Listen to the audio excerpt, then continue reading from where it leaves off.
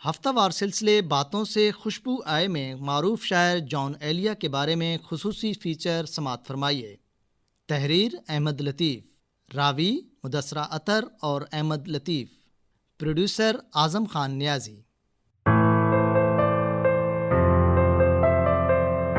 جان ایلیا عہد ساز شاعر سید شفیق حسن ایلیا کا گھرانہ علم و ادب اور تہذیب و ثقافت میں اپنی مثال آپ تھا۔ فلسفہ، منطق اور تقابل ادیان کے ساتھ ستاروں کی چال پر بھی یہ گھرانہ نگاہ رکھتا تھا۔ دین سے تعلق کے خاص شاعری کی تمام اصناف اس گھرانے کے سامنے ہاتھ باندھے کھڑی رہتی۔ مرثیہ تو ان کے گھر کی چیز تھا۔ کمال امروہی جیسا فلمی کہانی نویس اور ہدایت کار بھی اسی گھرانے سے تعلق رکھتا تھا۔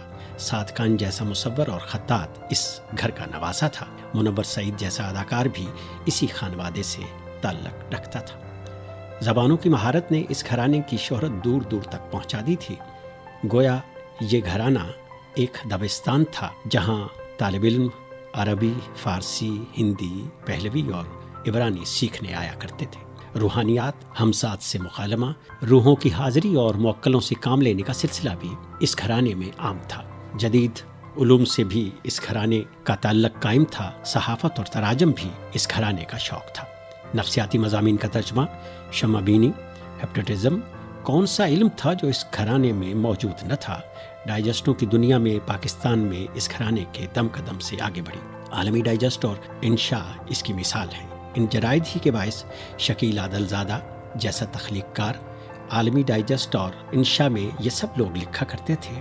زاہدہ حنا جیسی افسانہ نگار و کالم نویس اور براڈ کاسٹر، بلا کا شاعر اور قطع نویس انور شعور اور بے مثل انشائیہ نویس جان ایلیا اردو ادب کو میسر آئی۔ یہ وہ علمی ادبی فضا تھی جب 14 دسمبر 1931 کو سید حسین جان اصغر اس دنیا میں تشریف لائے۔ دنیا انہیں جان ایلیا کے نام سے جانتی ہے۔ سادات امروہہ کی دھوم دور دور تک تھی۔ امروہہ اتر پردیش متحدہ ہندوستان کا یہ شہر اس گھرانے کے باعث علم و ادب کا گہوارہ بن گیا تھا۔ جان شناسی اور جونیات علم کی ایک شاخ بن چکی ہے۔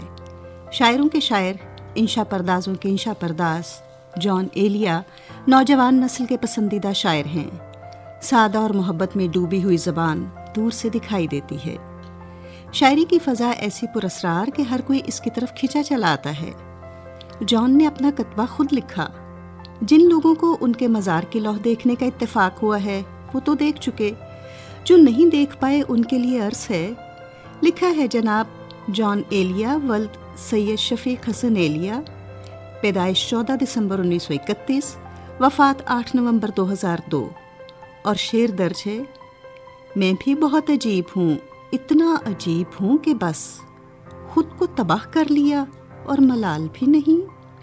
جان اپنے بھائیوں کے ساتھ پاکستان نہیں آئے تھے۔ وہ 1957 میں مجبوراً کراچی آئے کہ ان کی اکلوتی بہن اس دنیا سے کوچ کر گئی۔ ان کا غم جان نے دل کو لگا لیا۔ اپنی موج کے آدمی تھے، خاندان میں بری طرح نظر انداز ہوئے۔ بیوی زاہدہ حنا سے نہ بن سکی تو بے خوابی کے مریض بن گئے۔ انہوں نے ایک عرصہ بہت کم نیند لی۔ خود کہتے ہیں، جان ہم زندگی کی راہوں پر اپنی تنہا روی کے مارے ہیں، مجھ کو تو کوئی ٹوکتا بھی نہیں، یہی ہوتا ہے خاندان میں کیا۔ ان کا الگ اسلوب، ان کی غزلوں کی اپنی زمینیں اور اپنی لفظیات تھی۔ اب تو ان کے اسلوب سے متاثر اور اسے کاپی کرنے والوں کی ایک بڑی تعداد پوری دنیا میں موجود ہے۔ سوشل میڈیا پر اس وقت سب سے مقبول جان ایلیا ہیں۔ ان کے پڑھنے کا مخصوص انداز اور بڑے بالوں کو لہرانا انہیں ہر دل لذیذ بناتا ہے۔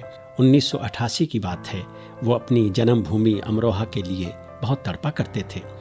ریلوے اسٹیشن پر اترے تو زمین پر لوٹنے لگے، سر پر راکھ ڈال لی اور دھاڑے مار کر رونے لگے۔ وہاں پر موجود لوگ پریشان ہو گئے۔ اس وقت انہوں نے کہا تھا، مل کر تپاک سے نہ ہمیں کیجیے اداس، خاطر نہ کیجیے کبھی ہم بھی یہاں کے تھے۔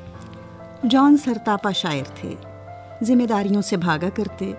ان کی سابقہ بیوی زاہدہ حنا اگرچہ ان کے بارے میں سوالات کا جواب کم دیتی ہیں، لیکن انہوں نے یہ بتایا کہ وہ سبزی لانے جیسا گھر کا معمولی کام بھی نہیں کرتے تھے۔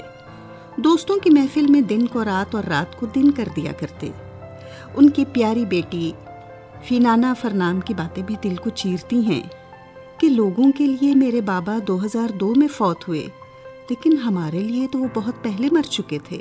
میری ماما نے ہم 2 بہنوں اور ایک بھائی کو اکیلے پالا۔ جان ایلیا اعلیٰ تعلیم یافتہ تھے۔ کچھ عرصہ بابائے اردو کی انجمن ترقی اردو میں بھی کام کرتے رہے، لیکن زیادہ تر ایک جگہ ٹک کر کام نہ کر سکے۔ کچھ ڈائجسٹوں میں ادارتی پیج پر انشائیہ لکھتے رہے جو اعلیٰ نثر پاروں میں شمار ہوتے ہیں۔ ان کی پہلی کتاب تب آئی جب وہ 60 برس سے زیادہ کے ہو چکے تھے۔ باقی کتابیں تو ان کی موت کے بعد شائع ہوئیں۔ ان پر ایم فل اور پی ایچ ڈی کے کئی مقالے لکھے گئے۔ فارسی کامل، عربی میں مولوی اور فاضل کی سند رکھتے تھے۔ فارسی، اردو اور فلسفے میں ایم اے کیا۔ اپنے باغیانہ خیالات کا وہ برسر عام اظہار کیا کرتے تھے۔ عجیب طرح کے بے خوف آدمی تھے۔ ہے نسیم بہار خاک آلود، خاک اڑتی ہے اس مقام میں کیا۔ جان ایلیا نے نظمیں، غزلیں اور مختصر مضامین لکھے۔ ان کا سارا کام تقریباً چھپ چکا ہے۔ پہلا مجموعہ شاید ان کی زندگی میں چھپا، جبکہ دوسرا مجموعہ یعنی 2003 میں شائع ہوا، گمان 2004 میں، لیکن 2006 اور گویا 2008 میں چھپا۔ مختصر مضامین کا مجموعہ فرنود 2012 میں شائع ہوا۔ انہوں نے تراجم اور تدوین کا کام بھی کیا۔ انہیں سن 2000 میں صدارتی تمغہ برائے حسن کارکردگی بھی دیا گیا۔ اگرچہ وہ موضوعاتی شاعری نہیں کرتے تھے، لیکن یہ بات ریکارڈ پر ہے کہ انہوں نے 1965 میں بحریہ کا نغمہ بھی لکھا تھا۔ تم حقیقت نہیں ہو، حسرت ہو۔ تم حقیقت نہیں ہو، حسرت ہو۔ جو ملے خواب میں وہ دولت ہو۔ تم حقیقت نہیں ہو، حسرت ہو۔ جو ملے خواب میں وہ دولت ہو۔ تم ہو خوشبو کے خواب کی خوشبو، تم ہو خوشبو کے خواب کی خوشبو، تم ہو خوشبو کے خواب کی خوشبو، اور اتنے ہی بے مروت ہو، اور اتنے ہی بے مروت ہو۔ عرض کرتا ہوں کہ تم ہو پہلو میں پر قرار نہیں، تم ہو پہلو میں پر قرار نہیں، یعنی ایسا ہے جیسے فرقت ہو۔ تم ہو پہلو میں پر قرار نہیں، یعنی ایسا ہے جیسے فرقت ہو۔ ہے میری آرزو کہ میرے سوا، ہے میری آرزو کہ میرے سوا تمہیں سب شاعروں سے وحشت ہو۔ ہے میری آرزو کہ میرے سوا تمہیں سب شاعروں سے وحشت ہو۔ کس طرح چھوڑ دوں تمہیں جانا، کس طرح چھوڑ دوں تمہیں جانا، تم میری زندگی کی عادت ہو۔ کس طرح چھوڑ دوں تمہیں جانا، تم میری زندگی کی عادت ہو۔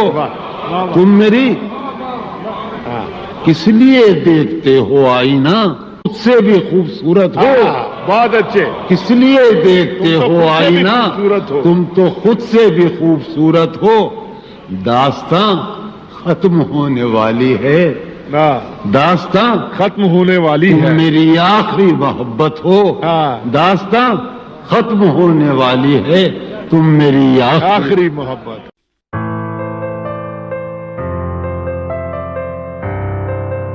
ہفتہ وار سلسلے باتوں سے خوشبو آئے میں معروف شاعر جان ایلیا کے بارے میں خصوصی فیچر آپ نے سنا۔